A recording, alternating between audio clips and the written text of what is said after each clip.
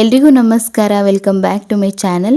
ಇವತ್ತಿನ ವಿಡಿಯೋದಲ್ಲಿ ನನ್ನ ಫುಲ್ ಡೆಲಿವರಿ ವ್ಲಾಗ್ನಲ್ಲಿ ಶೇರ್ ಮಾಡ್ತಾ ಇದ್ದೀನಿ.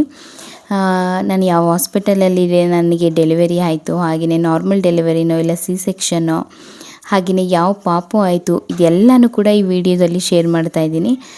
ವಿಡಿಯೋನ ಎಲ್ಲೂ ಕೂಡ ಸ್ಕಿಪ್ ಮಾಡದೆ ಪೂರ್ತಿಯಾಗಿ ನೋಡಿ. ಅಕಸ್ಮಾತ್ ನಿಮಗೆ ವಿಡಿಯೋ ಇಷ್ಟ ಆಯಿತು ಅಂದರೆ ಒಂದು ಲೈಕ್ ಕೊಟ್ಟು ನಮ್ಮ ಚಾನಲ್ನ ಸಬ್ಸ್ಕ್ರೈಬ್ ಮಾಡ್ಕೊಳ್ಳಿ.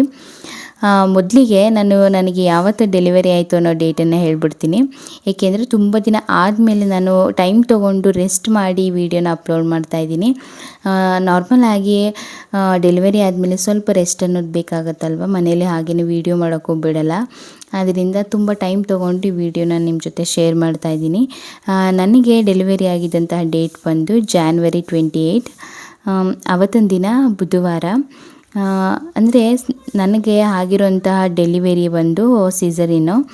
ನನಗೆ ಫಸ್ಟ್ ಪ್ರೆಗ್ನೆನ್ಸಿಲೂ ಕೂಡ ಸಿ ಸೆಕ್ಷನ್ನೇ ಆಗಿದ್ದು, ಅದರಿಂದ ಈ ಪ್ರೆಗ್ನೆನ್ಸಿಲೂ ಕೂಡ ಸಿ ಸೆಕ್ಷನ್ನೇ ಮಾಡ್ತಾಯಿದ್ದಾರೆ. ಅದರಿಂದ ಇಂದು ದಿನವೇ ಹೋಗಿ ಅಡ್ಮಿಟ್ ಆಗಬೇಕಾಗಿತ್ತು. ನಾವು ಮಂಗಳವಾರ ಬೇಡ ಅಂತ ಹೇಳಿಬಿಟ್ಟು ಮಂಡೇನೇ ಬರ್ತೀವಿ ಅಂತ ಹೇಳಿದ್ವಿ. ಅದಕ್ಕೆ ಡಾಕ್ಟ್ರು ಓಕೆ ಮಂಗಳವಾರನೇ ಬೇಡ ಅಂತ ಅಂದರೆ ಮಂಡೇನೂ ಬರ್ಬೋದು, ಸುಮ್ಮನೆ 2 ಡೇಸ್ ಏನಕ್ಕೆ, ಬುಧವಾರ ಬೆಳಿಗ್ಗೆ ಬೇಗನೆ ಬಂದು ಅಡ್ಮಿಟ್ ಆದರೂ ಕೂಡ ಆಗುತ್ತೆ. ಏಕೆಂದರೆ ನಾವು ಟೈಮಿಂಗ್ಸ್ ಹೇಳಿರೋ ಪ್ರಕಾರ 9:30 to 10:30 ಡೆಲಿವರಿ ಡೇಟ್ ಟೈಮಿಂಗ್ಸ್ ಕೊಟ್ಟಿದ್ದವರಿಗೇ. ಅದರಿಂದ 7:30ಗೆ ಡೆಲಿವರಿ ಆಗೋರೇ ಬೆಳಿಗ್ಗೆ ಬೇಗ ಒಂದು 6 ಗಂಟೆಗೆ ಬರ್ತಾರೆ. ನೀವು ಬರ್ಬೋದು, ಏನಿಲ್ಲ ಬನ್ನಿ ಅಂತ ಹೇಳಿದರು. ಅದರಿಂದ ಬುಧವಾರ ಬೆಳಿಗ್ಗೆ ಬೇಗನೆ ಎದ್ದು ಸ್ನಾನ ಎಲ್ಲನೂ ಮಾಡಿ ಪೂಜೆ ಮಾಡ್ಕೊಳ್ತಾ ಇದ್ದೀನಿ. ಮನೆಯಲ್ಲೂ ಕೂಡ ಕ್ಲೀನ್ ಮಾಡಿ ಪೂಜೆ ಮಾಡಿ ಹೊರಡೋಕ್ಕೆ ಲೇಟ್ ಆಗುತ್ತೆ ಅಂತ ಹೇಳಿಬಿಟ್ಟು ಹಿಂದಿನ ದಿನವೇ ನಾವು ಮನೆಯಲ್ಲೂ ಕೂಡ ಒರೆಸಿ ಕ್ಲೀನ್ ಮಾಡಿ ಬಾಗಿಲೆಲ್ಲನೂ ಕೂಡ ತೊಳೆದು ರೆಡಿ ಮಾಡಿ ಇಟ್ಕೊಂಡಿದ್ವಿ. ಬೆಳಿಗ್ಗೆ ಎದ್ದು ಸ್ನಾನ ಮಾಡಿ ಪೂಜೆ ಮಾಡಿ ಹೊರಡೋದಷ್ಟೇ ಕೆಲಸ, ಅಷ್ಟನ್ನು ಮಾತ್ರ ಇಟ್ಕೊಳ್ಳೋಣ ಅಂತ ಹೇಳಿಬಿಟ್ಟು ಈ ರೀತಿ ಮಾಡ್ಕೊಂಡಿದ್ವಿ.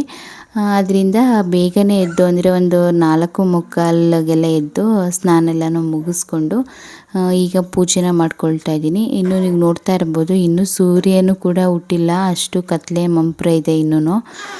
ಈಗ ಪೂಜೆ ಮಾಡ್ಕೊಳ್ಳೋದಕ್ಕೆ ಅಂತ ಹೇಳಿ ರೆಡಿ ಮಾಡ್ಕೊಳ್ತಾ ಇದ್ದೀನಿ. ಆದಷ್ಟು ನಾವು ಹಾಸ್ಪಿಟಲ್ಗೆ ಒಂದು 7 ಗಂಟೆ ಅಷ್ಟೊತ್ತಿಗಾದರೂ ಅಲ್ಲಿ ಹೋಗಲೇಬೇಕು ಅಂತ ಹೇಳಿಬಿಟ್ಟು ಪೂಜೆಗೆಲ್ಲನೂ ಕೂಡ ರೆಡಿ ಮಾಡ್ಕೊಳ್ತಾ ಇದ್ದೀನಿ. ತುಳಸಿ ಕಟ್ಟೆಗೆ ನೀರನ್ನು ಹಾಕಿ ಈಗ ಹೂವನ್ನೆಲ್ಲನೂ ಕಟ್ ಮಾಡಿ ದೇವ್ರ ಫೋಟೋಗೆ ಮಾಡಿಸೋಣ ಅಂತ ಹೋಗ್ತಾ ಇದ್ದೀನಿ. ಇನ್ನು ಹಾಗೆಯೇ ಹಾಸ್ಪಿಟಲ್ಗೆ ಕೆಲವೊಂದು ಐಟಮ್ಗಳೆಲ್ಲ ತಗೋಗೋದಿರುತ್ತಲ್ವ, ಪಾಪುಗೆ ಪ್ಯಾಂಪರ್ಸ್ ಆಗಿರ್ಬೋದು, ನನಗೆ ಪ್ಯಾಡ್ಗಳಾಗಿರ್ಬೋದು, ಜೊತೆಗೆ ಬಟ್ಟೆಗಳು, ಟವಲ್ ಎಲ್ಲನೂ ಕೂಡ ಒಂದು ಬ್ಯಾಗ್ಗೆ ಪ್ಯಾಕ್ ಮಾಡಿ ಇಟ್ಟಿದ್ದೀನಿ. ಆ ವಿಡಿಯೋನ ನಾನು ಶೂಟ್ ಮಾಡೋಕ್ಕೆ ಆಗಲಿಲ್ಲ, ಏಕೆಂದರೆ ಅಮ್ಮನ ಮನೇಲಿ ಎಲ್ಲನೂ ಕೂಡ ಇಟ್ಬಿಟ್ಟು ಬಂದಿದ್ದೆ. ಹಾಗೆಯೇ ಅಮ್ಮನ ಮನೆಯಲ್ಲಿ ಆಲ್ಟ್ರೇಷನ್ ಕೂಡ ಮಾಡ್ತಾಯಿದ್ದಾರೆ ಮನೆಗೆ. ಅದರಿಂದ ನಾನು ಡೆಲಿವರಿ ಆದಮೇಲೆ ಇನ್ನು ಅಲ್ಲಿಗೆ ಹೋಗ್ಬೇಕಲ್ವ, ಅದರಿಂದ ಕೆಲವೊಂದು ಐಟಮ್ಗಳೆಲ್ಲನೂ ಕೂಡ ಅಲ್ಲಿಂದ ತರೋದಿತ್ತು, ಅದರಿಂದ ಅಲ್ಲೇ ಪ್ಯಾಕ್ ಮಾಡಿ ಇಟ್ಟಿದ್ದೆ. ಜೊತೆಗೆ ಇಲ್ಲಿಂದ ಕೆಲವೊಂದು ಐಟಮ್ಸ್ಗಳನ್ನ ಹೋಗಬೇಕಾಗಿತ್ತು. ಅದರಿಂದ ಅಮ್ಮನ ಮನೆಯಲ್ಲಿ ಪಾಪು ಬಟ್ಟೆಗಳು, ನಂದು ನೈಟಿ, ಹಾಗೆಯೇ ಪ್ಯಾಂಪರ್ಸು, ಕೆಲವೊಂದು ಹಾಸ್ಪಿಟಲ್ ಡೆಲಿವರಿಗೆ ಏನೇನು ಬೇಕಾಗುತ್ತೋ ಅದೆಲ್ಲನೂ ಕೂಡ ಪ್ಯಾಕ್ ಮಾಡಿ ಅಲ್ಲಿ ಇಟ್ಬಿಟ್ಟು ಬಂದಿದ್ದೀನಿ. ಇನ್ನು ಇಲ್ಲಿಂದ ನನಗೆ ಬೇಕಾಗಿರೋಂಥದ್ದು ಅಲ್ಲಿ ಅರ್ಜೆಂಟಿಗೆ ಏನಿದೆ ಫೈಲ್ಗಳು, ಆಧಾರ್ ಕಾರ್ಡ್, ರೇಷನ್ ಕಾರ್ಡು ಅಂಥದ್ದನ್ನು ಕೆಲವೊಂದನ್ನು ಇಲ್ಲಿಂದ ತೊಗೊಂಡು ಹೋಗ್ತಾ ಇದ್ದೀನಿ. ಅಂದರೆ ಅಮ್ಮನ ಮನೆಯೂ ಕೂಡ ಒಂದೇ ಊರಾಗಿರೋದ್ರಿಂದ ಅಮ್ಮನೂ ನಮ್ಮ ಜೊತೆನೇ ಬರ್ತಾರೆ. ಡೆಲಿವರಿಗೆ ನಾನು, ನಮ್ಮಮ್ಮ, ನಮ್ಮ ಅತ್ತೆ, ಹಾಗೆ ನನ್ನ ಹಸ್ಬೆಂಡು, ಮತ್ತು ಇನ್ನು ಮಾಮೂಲಿ ಅಮ್ಮ, ನನ್ನ ಹಸ್ಬೆಂಡ್ ಅಮ್ಮನೂ ಕೂಡ ನನ್ನ ಅಮ್ಮ ಅಂತಲೇ ಕರೆಯೋದಲ್ವ, ಅವರು ಇಷ್ಟು ಜನನೂ ಕೂಡ ಹೋಗ್ತಾ ಇದ್ದೀವಿ. ಹಾಗೆಯೇ ಮನೇಲಿ ಪೂಜೆನ ಮುಗಿಸಿ, ಜೊತೆಗೆ ನಮ್ಮ ಮನೆ ಹಿಂದೆಯೇ ಲಕ್ಷ್ಮೀದೇವಿ ದೇವಸ್ಥಾನ ಇದೆ, ಅಲ್ಲಿಗೂ ಬಂದು ಪೂಜೆನ ಮುಗಿಸ್ಕೊಂಡು ಹೋಗೋಣ ಅಂತ ಹೇಳಿಬಿಟ್ಟು ಬಂದಿದ್ದೀನಿ. ನಾನು ತುಂಬ ನಂಬೋ ದೇವರು ಅಂತ ಹೇಳಿದರೆ ಈ ತಾಯಿನೇ, ಲಕ್ಷ್ಮೀ ದೇವಿ. ಏನೋ ಗೊತ್ತಿಲ್ಲ, ಈ ದೇವಸ್ಥಾನಕ್ಕೂ ಅಥವಾ ಈ ದೇವರಿಗೂ ನನಗೂ ತುಂಬಾ ಅಟ್ಯಾಚ್ಮೆಂಟ್ ಇದೆ.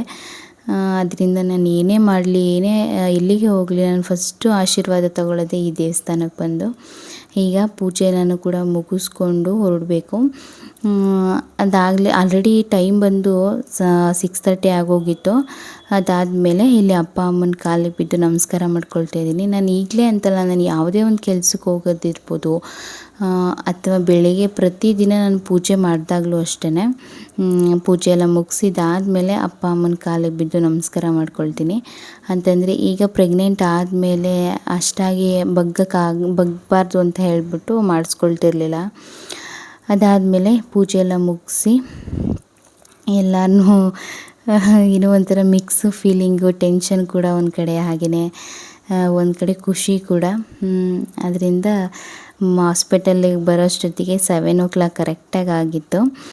ಬಂದಾದಮೇಲೆ ಸ್ವಲ್ಪ ಹೊತ್ತು ವೆಯ್ಟ್ ಮಾಡ್ತಾಯಿದ್ದೀವಿ, ಏಕೆಂದರೆ ಕೆಲವೊಂದು ಫಾರ್ಮಾಲಿಟೀಸ್ಗಳೆಲ್ಲ ಇರುತ್ತಲ್ವ, ಅದೆಲ್ಲನೂ ಮುಗಿಸೋದಿತ್ತು. ಹಾಗೆಯೇ ಪಾಪುದು ECG ಎಲ್ಲ ಮಾಡಬೇಕು ಅಂತ ಹೇಳಿದರು, ಅದರಿಂದ ಅದನ್ನು ಕೂಡ ಮಾಡಿಸ್ಕೊಂಡು ಬಂದು ಕೂತಿದ್ದೀನಿ. ನನಗೆ ಡೆಲಿವರಿ ಆದಂಥ ಹಾಸ್ಪಿಟಲ್ ಬಂದು ಜ್ಯೋತಿಸ್ ಹೆಲ್ತ್ ಕೇರು. ಇದು 3 ಬ್ರ್ಯಾಂಚಸ್ ಇದೆ, ಒಂದು ದಟ್ಕಳ್ಳಿಲಿ, ಸರಸ್ವತಿಪುರಮಲ್ಲಿ, ಹಾಗೆಯೇ ರಾಜ್ಕುಮಾರ್ ರೋಡಲ್ಲಿ. ಡೆಲಿವರಿ ಅಂತ ಮಾಡೋದು ಅಂತ ಅಂದರೆ ಮೇಯ್ನ್ ಇದು ರಾಜ್ಕುಮಾರ್ ರೋಡಲ್ಲಿರುವಂತಹ ಜ್ಯೋತಿಸ್ ಹೆಲ್ತ್ ಕೇರಲ್ಲೇ. ಇನ್ನು ಬೆಳಿಗ್ಗೆ ಎಲ್ಲನೂ ಕೂಡ ಫಾರ್ಮಾಲಿಟೀಸ್ ಎಲ್ಲ ಮುಗಿಸಿ ಇವಾಗ ಡ್ರಿಪ್ಸ್ ಎಲ್ಲ ಹಾಕ್ಸಿ ಕರ್ಕೊಂಡೋಗಿ ಸಿಸರಿನ್ ಆಯಿತು. ಡೆಲಿವರಿ ಟೈಮ್ ಬಂದು 10 ಗಂಟೆ 10 ನಿಮಿಷ. ಹಾಗೆಯೇ ನಮಗಾಗಿದ್ದ ಪಾಪು ಬಂದು ಹೆಣ್ಣು ಪಾಪು. ಹಾಗೆಯೇ ಡೆಲಿವರಿ ಆದಮೇಲೆ ಇಷ್ಟೇ ವೀಡಿಯೋನ ಶೂಟ್ ಮಾಡೋಕ್ಕಾಗಿದ್ದು. ನನ್ನ ಹಸ್ಬೆಂಡ್ ಕೂಡ ವೀಡಿಯೋ ಶೂಟ್ ಮಾಡೋಕ್ಕಾಗಲಿಲ್ಲ. ಅದಾದಮೇಲೆ ಇನ್ನೂ ಗೊತ್ತಲ್ವ, ನಾನು ಕೂಡ ರೆಸ್ಟಲ್ಲಿ ಇರ್ತೀನಿ, ಆಗಲಿಲ್ಲ. ಮುಂದೆ ಈ ಡೆಲಿವರಿ ಬಗ್ಗೆ ಇನ್ನಷ್ಟು ಮಾತಾಡೋದಿದೆ, ಅದನ್ನು ಇನ್ನೂ ನೆಕ್ಸ್ಟ್ ವ್ಲಾಗಲ್ಲಿ ನಾನು ನಿಮ್ಮ ಜೊತೆ ಶೇರ್ ಮಾಡ್ತೀನಿ. ಇದಿಷ್ಟು ಇವತ್ತಿನ ವ್ಲಾಗ್ ಆಗಿತ್ತು. ನಿಮ್ಮೆಲ್ರಿಗೂ ಕೂಡ ಈ ವಿಡಿಯೋ ಇಷ್ಟ ಆಯಿತು ಅಂತ ಅಂದ್ಕೊಳ್ತೀನಿ. ಅಕಸ್ಮಾತ್ ಈ ವಿಡಿಯೋ ಇಷ್ಟ ಆದರೆ ಲೈಕ್ ಮಾಡಿ, ಕಮೆಂಟ್ ಮಾಡಿ, ಶೇರ್ ಮಾಡಿ. Thank you.